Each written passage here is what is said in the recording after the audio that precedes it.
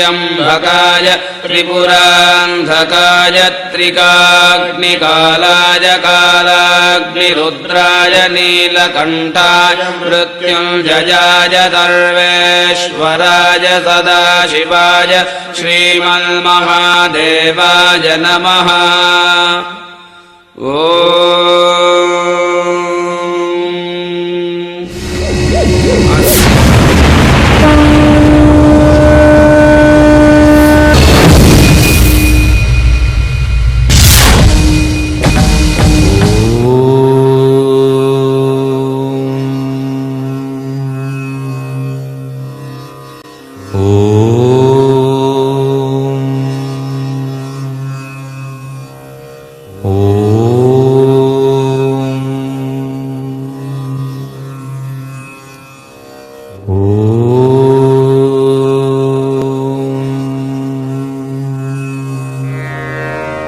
തിരുവിതാംകൂറിന്റെ പുണ്യസ്ഥലി അനന്തപുരി എന്നറിയപ്പെട്ടിരുന്ന തിരുവനന്തപുരം രാജ്യഭരണത്തെ അനന്തപത്മനാഭന് സമർപ്പിച്ച പത്മനാഭദാസന്മാരുടെ നാട്.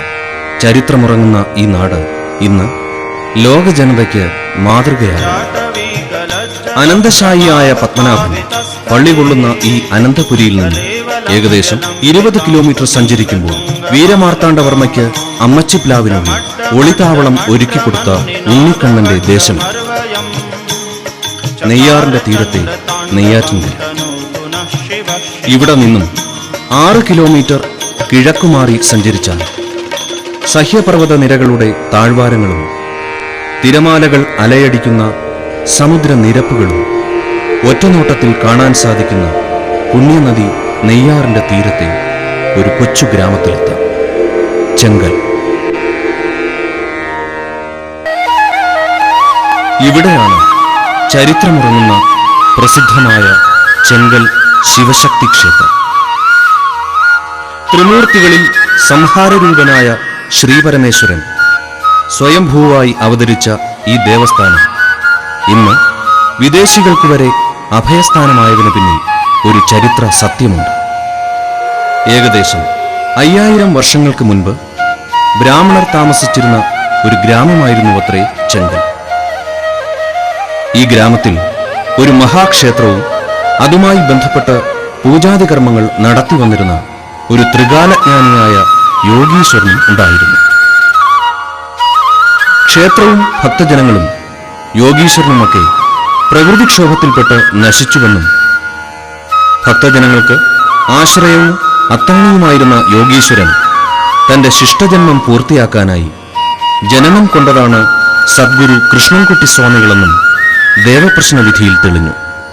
കൊല്ലവർഷം 1130 ആണ്ട് ശ്രീ ജ്ഞാനപ്രകാശത്തിന്റെയും ശ്രീമതി ചെല്ലമ്മയുടെയും അഷ്ടമപുത്രനായി ജനിച്ച കൃഷ്ണൻകുട്ടി എന്ന ബാലൻ പിൽക്കാലത്ത് കൃഷ്ണൻകുട്ടി സ്വാമികളായ സത്യത്തിലേക്ക്.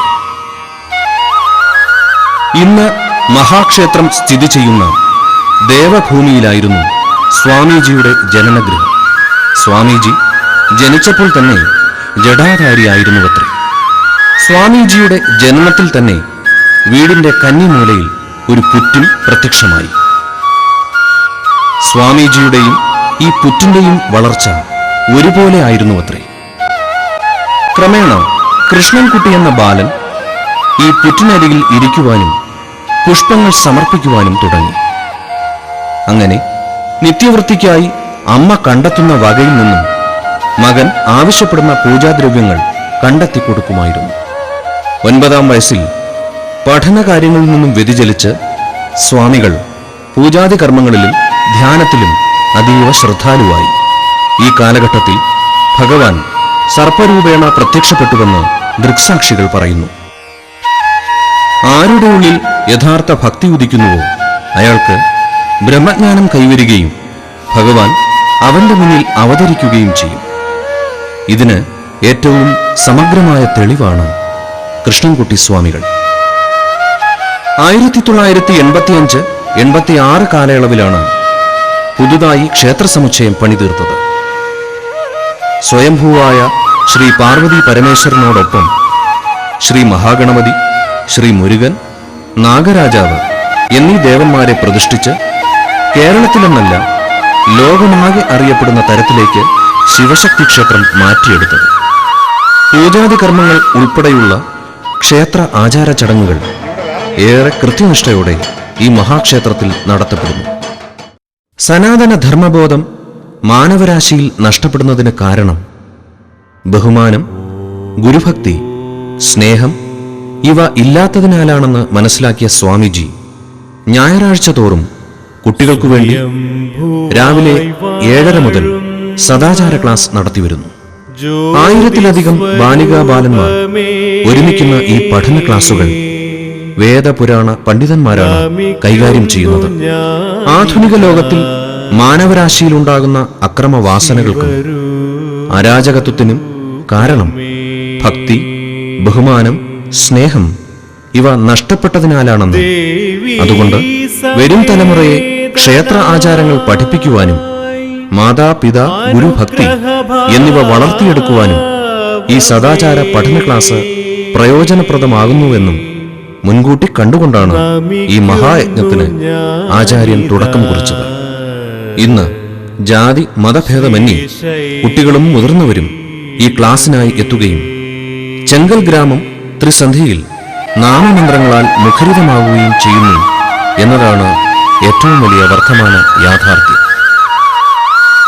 ജഠാമണ്ഡലത്തിൽ നാഗഫണം ചൂടിയ ഹിന്ദുകലാധരനായ ചെങ്കൽ ശിവഭഗവാന്റെ തിരു ഉത്സവം മഹാശിവരാത്രി ദിവസമാണ് ഒരു നാടിനാകെ മഹോത്സവമായി മാറുന്ന മഹാശിവന്റെ തിരു ഉത്സവം. ഉത്സവത്തിനു വേണ്ടിയുള്ള ഒരുക്കങ്ങൾ 6 മാസങ്ങൾക്ക് മുമ്പേ ആരംഭിക്കുന്നു. ചെങ്കൽ ശിവഭഗവാനെ ചുറ്റിയൊഴുകുന്ന നെയ്യാറിനെ വലം വെച്ചുകൊണ്ട് ജ്യോതിപ്രയാണം നടത്തുന്നു. ഇതാണ് ശിവരാത്രിക്ക് മുമ്പുള്ള പ്രധാന ചടങ്ങ്. ഇതോടുകൂടി 15 ദിവസം നീണ്ടുനിൽക്കുന്ന മഹോത്സവത്തിന് തുടക്കം കുറിക്കുന്നു.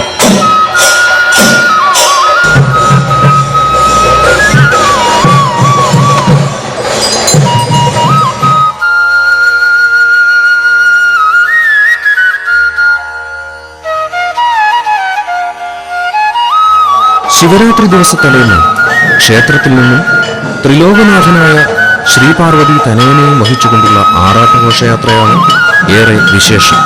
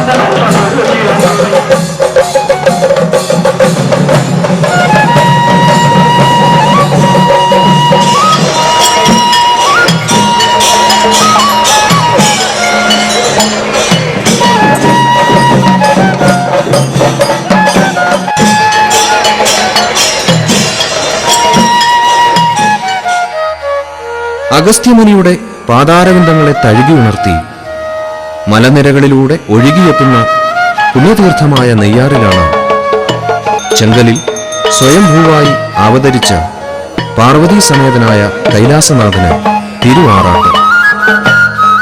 30 കോടി ദേവീദേവന്മാരുടെ സാന്നിധ്യത്തിൽ 10,000 നാവിൽ നിന്നും ഉയരുന്ന ശിവമന്ത്രധ്വനിയിൽ സദ്ഗുരു കൃഷ്ണൻകുട്ടി സ്വാമികളും ബ്രാഹ്മൺ ശ്രേഷ്ഠരും ഭഗവാനെ പുണ്യതീർത്ഥത്തിൽ ആറാടിക്കുന്നു.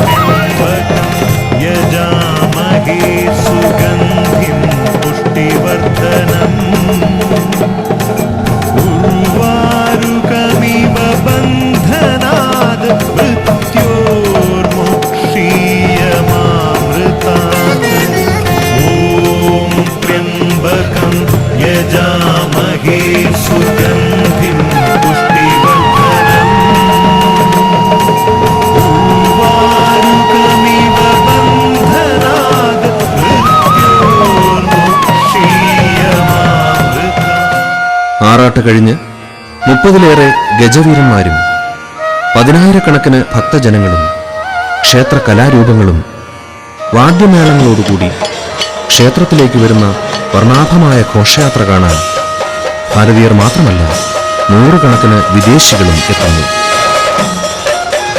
കുടമാറ്റവും ചെണ്ടവാദ്യവും ശിവമന്ത്രത്തിൽ ആറാടി ഭഗവാന്റെ ദിവ്യ തേജസ്സിനെ നമസ്കരിച്ച് അനുഗ്രഹം നേടി മടങ്ങുന്നതോടെ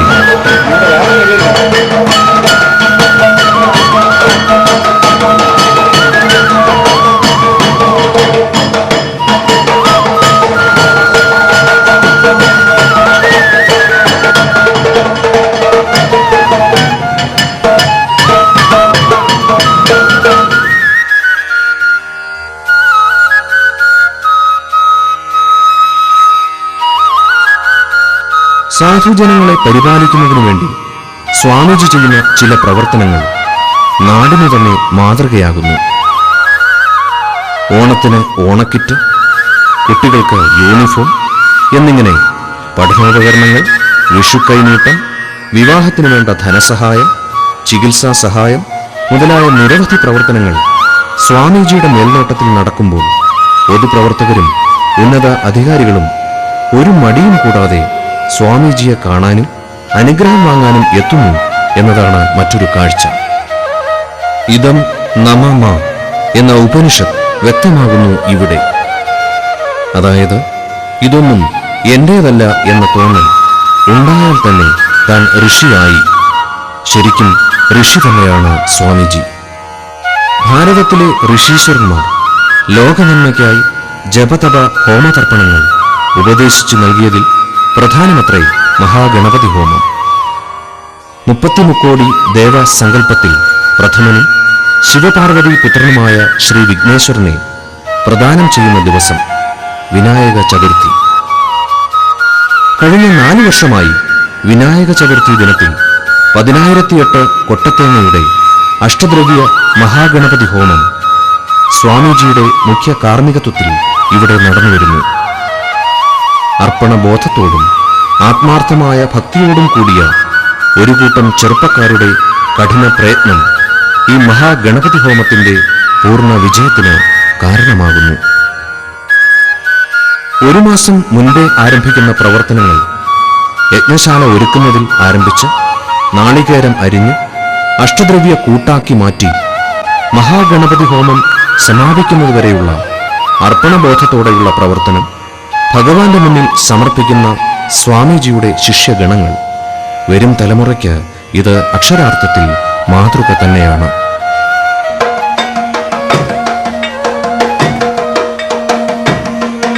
അനന്തകോടി ബ്രഹ്മാണ്ടത്തിലെ സകല ചരാചരങ്ങളും സൃഷ്ടിക്കപ്പെടുന്നത് പഞ്ചഭൂതത്തിൽ നിന്നാണത്രേ. ആ പഞ്ചഭൂതാത്മകമായ മനുഷ്യ ശരീരത്തിനും പ്രകൃതിക്കും സർവചരാചരങ്ങൾക്കും സർവ ഐശ്വര്യത്തിനും സമൃദ്ധിക്കും വേണ്ടിയാണ് അഷ്ടദ്രവ്യ ഗണപതി ഹോമം നടത്തുന്നതെന്ന് ആചാര്യന്മാർ സാക്ഷ്യപ്പെടുത്തുന്നു.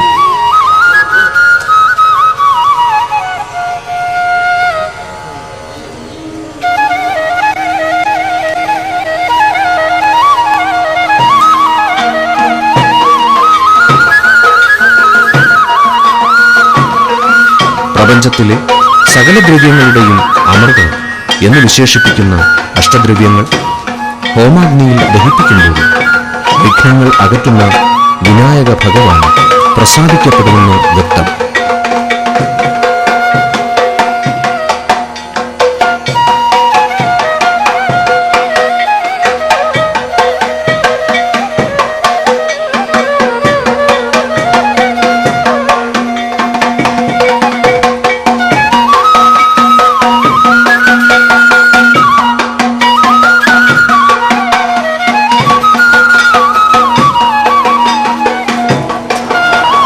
അഷ്ടദ്രവ്യക്കൂട്ട് ഗണപതി ഭഗവാന്റെ നാവാകുന്ന അഗ്നിയിൽ മന്ത്രജപത്തോടെ സമർപ്പിക്കുമ്പോൾ അതിൽ നിന്നും ഉയരുന്ന ഓഷജനകം അന്തരീക്ഷത്തിലൂടെ ആറ്റങ്ങളായി 10,000-കണക്കിന് ചുറ്റളവിൽ വ്യാപിച്ച് പ്രകൃതിക്കും ജീവജാലങ്ങൾക്കും രോഗദുരിത നിവാരണവും സമാധാനവും ഐശ്വര്യവും നൽകുന്നു എന്ന് ശാസ്ത്രം വരെ തെളിയിച്ചു.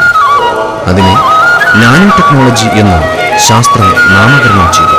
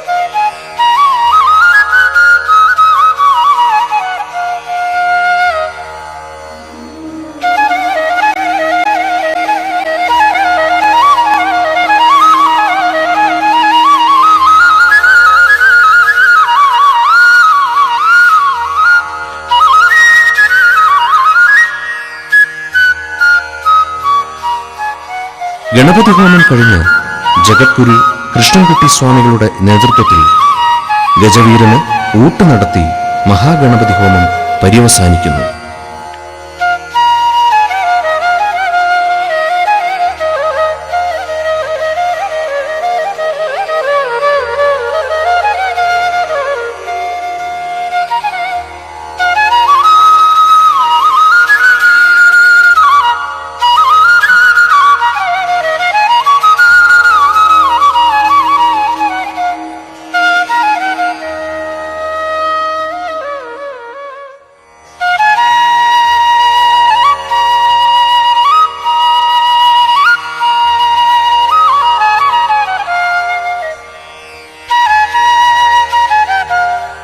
ആത്മീയത വിറ്റ് കാശാക്കുന്ന ഈ യുഗത്തിൽ ഇല്ലായ്മയിൽ നിന്നും കൈലാസനാഥനെ സ്വന്തം മനസ്സുകളിൽ പ്രത്യക്ഷപ്പെടുത്തി സാധുജന സംരക്ഷണത്തിനു വേണ്ടി യാചിക്കുന്ന കലിയുഗത്തിലെ യുഗപുരുഷൻ എന്ന് തന്നെ വിശേഷിപ്പിക്കാൻ കഴിയുന്ന ബ്രഹ്മശ്രീ സദ്ഗുരു കൃഷ്ണൻകുട്ടി സ്വാമികൾ മനുഷ്യരിൽ പരസ്പര സ്നേഹവും വിശ്വാസവും ഭക്തിയും ബഹുമാനവും വളർത്തിയെടുത്ത് ആധുനികതയുടെ ലോകത്ത് ഒരു മഹത് ആചാര്യനായി നിലകൊള്ളാൻ ഭഗവത് പാദങ്ങളിൽ നമസ്കരിച്ച് പ്രാർത്ഥിക്കാം.